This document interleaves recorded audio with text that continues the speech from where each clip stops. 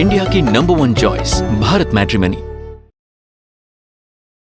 और बड़ी खबर, आईपीएस सुसाइड केस में सोनिया गांधी ने पत्र लिखा है। सोनिया गांधी ने पूरन कुमार की पत्नी अमनीत को चिट्ठी लिखी है।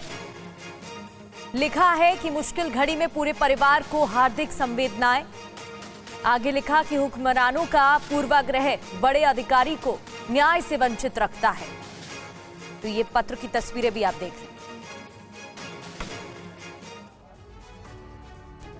हरियाणा आईपीएस सुसाइड केस की तफ्तीश में कई परतें खुल रही हैं, तो आईपीएस वाई पूरन कुमार के पोस्टमार्टम करवाने पर भी अभी तक सहमति नहीं बन पाई है। पूरा अपडेट देखिए। हरियाणा आईपीएस सुसाइड केस में एसआईटी बनाई गई है। एफआईआर पर नाराजगी भी दिखाई गई है। इस मामले की जांच भी चल रही है, लेकिन सबसे बड़ी बात यही है कि आईपीएस पूरन कुमार के शव का पोस्टमार्टम अभी तक नहीं हो पाया। पोस्टमार्टम करवाने पर परिवार और चंडीगढ़ पुलिस के बीच सहमति नहीं बन पाई। दिल्ली से हमने रिक्वेस्ट की है कि आप जल्दी से जल्दी पोस्टमार्टम करें। उनके अपने कुछ ग्रीवांसेज हैं, कुछ पॉइंट्स हैं, उन पे हम बात कर रहे हैं। इस मामले में आईपीएस पूरन कुमार का परिवार अब भी अपनी मांगों पर अड़ा है। परिवार का कहना है कि एसआईआर में संशोधन कर अभियुक्तों के कॉलम में उन सभी सीनियर अफसरों के नाम लिखे जाएं जिनके बारे में वाई पूरन कुमार ने अपने सुसाइड नोट में लिखा था। वहीं आईपीएस वाई पूरन के रिश्तेदार और विधायक अमित रतन ने आरोप लगाया कि जबरन पोस्टमार्टम कराने की कोशिश हो रही है। हमारे बिना पूछे इन्होंने बॉडी शिफ्ट की है, ठीक है। हमारे साथ धक्का हो रहा है। एक डीजीपी लेवल का बंदा मर गया, ठीक है। 5 दिन हो गए, हमें इंसाफ नहीं मिला। आप लोग हमारे साथ रहना।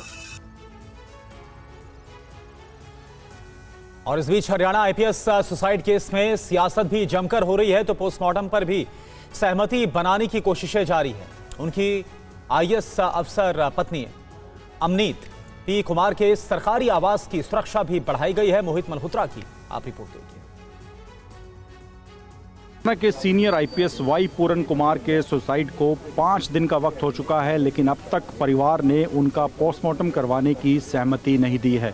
हम इस वक्त वाई पूरन कुमार की आईएएस पत्नी जो हैं अमनीत पी कुमार, उनके सरकारी आवास के बाहर मौजूद हैं। और यहाँ पर आप देखिए सुरक्षा बढ़ाई गई है, क्योंकि परिवार ने कहा था कि जिस तरह के अफसरों के नाम इस पूरे मामले में इन्वॉल्व हैं, तो ऐसे में परिवार ने मांग की थी कि उनको जीवन भर सुरक्षा मुहैया करवाई जाए। इसी वजह से चंडीगढ़ पुलिस ने सिक्योरिटी बढ़ा दी है, लेकिन अब तक परिवार ने वाई पूरन कुमार के शव का पोस्टमार्टम करवाने की सहमति नहीं दी है। परिवार का कहना है कि जो एफआईआर दर्ज की गई है वो कानूनी तौर पर उसमें कई खामियां हैं, उसको दूर किया जाए।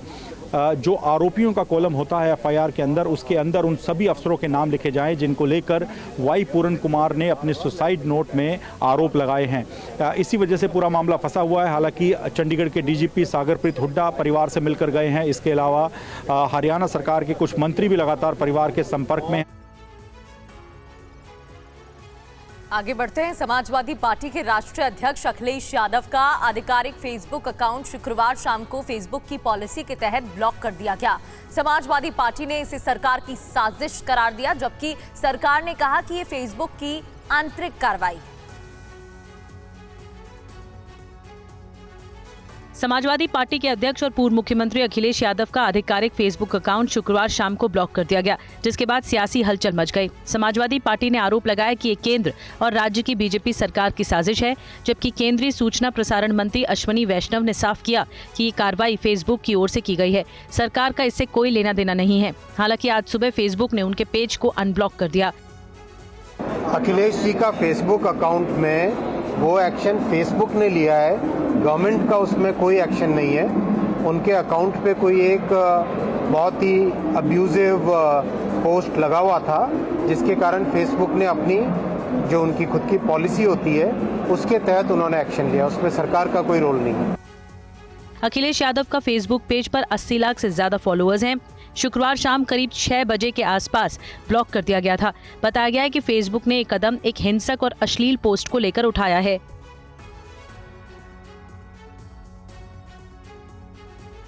लखनऊ के पारा इलाके में पुलिस और बदमाशों के बीच मुठभेड़ हुई। इस दौरान एक शातिर अपराधी गोली लगने से घायल हो गया, जबकि उसका साथी फरार हो गया। लखनऊ के पारा इलाके में कैब ड्राइवर की हत्या और लूट में शामिल अपराधी अजय सिंह को मुठभेड़ के बाद गिरफ्तार कर लिया गया है। साथ ही लूटी गई कार को बरामद कर लिया गया है। दरअसल पुलिस को आगरा एक्सप्रेसवे पर अपराधी अजय सिंह के आने की जानकारी मिली थी, जिसके बाद घेराबंदी की गई तो अपराधियों ने पुलिस पर फायरिंग कर दी। इसके बाद जवाबी कार्रवाई में अजय सिंह को गोली लग गई, जबकि उसका साथी भागने में कामयाब रहा। इसने मोदा मोड़ के पास एक अंडरपास है जो एक्सप्रेसवे से मिलता है, और वहाँ पर चेकिंग लगाई और सामने से एक गाड़ी काफ़ी तेज़ गति से आ रही थी, उसको रोकने का प्रयास किया तो उस गाड़ी ने पुलिस को देखकर गाड़ी बैक की और भागने का प्रयास किया, लेकिन वो गाड़ी डिवाइडर पर चढ़ गई।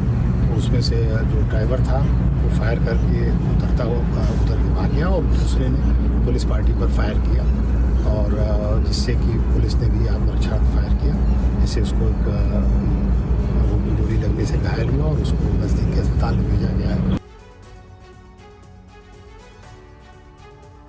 और अब खबर राजस्थान से। राजस्थान के हनुमानगढ़ में किसानों को खाद के बदले लाठियां मिली। किसानों के गुस्से के बाद कलेक्टर अब डैमेज कंट्रोल में जुट गए। पुलिस वाले किसानों पर लाठी का जोर दिखा रहे हैं। न कोई हंगामा, न कोई विवाद। किसान चुपचाप बैठे, फिर भी पुलिस वाले ऐसे लाठियों की बरसात कर रहे हैं जैसे किसान नहीं कोई अपराधी। भादरा कृषि सेंटर पर लाठीचार्ज की तस्वीरें सोशल मीडिया पर वायरल हैं। किसान दोषी पुलिस कर्मियों पर कार्रवाई की मांग कर रहे हैं। थोड़ा ऑर्डर मेंटेन करते वक्त उनको थोड़ा एक्शन लेना पड़ा है, उसकी जांच करवाएंगे और उनको किसने ऑथराइज किया था उसके बारे में जांच करेंगे। बताया जाता है कि पहले 2 बोरी डीएपी खाद दी जा रही थी, बाद में 1 बोरी दी जाने लगी। अधिकारियों का कहना है कि उम्मीद से ज्यादा किसान पहुंच गए, जिसकी वजह से व्यवस्था बिगड़ी।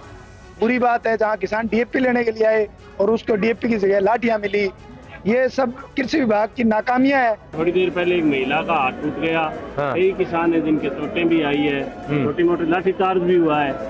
तो ये लाठीचार्ज से नहीं रुकने वाले, व्यवस्था बनाने से रुकने वाले किसान है। बहरहाल किसान नेताओं ने 13 अक्टूबर को भादरा एसडीएम कार्यालय पर प्रदर्शन की चेतावनी दी।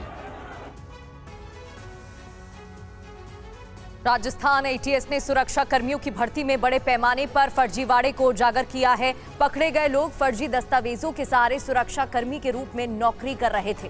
देखिए,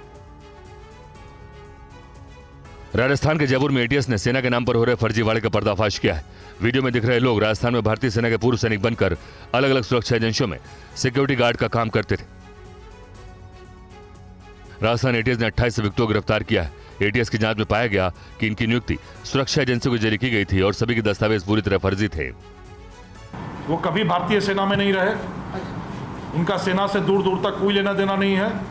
उनके पास या डिस्चार्ज स्लिप है, या सिविल एम्प्लॉयमेंट का रिकमेंडेशन है, या आई कार्ड है और या पीपीओ है, जो पूरी तरीके से भारतीय सुरक्षा, भारतीय खाद्य निगम FCI राशि ली जाती थी, जो एक बड़ी राशि होती थी, और उसके बाद नियुक्ति देने के बाद उनके प्रति माह मिलने वाली राशि में से कमीशन के रूप में एक राशि ली जाती थी।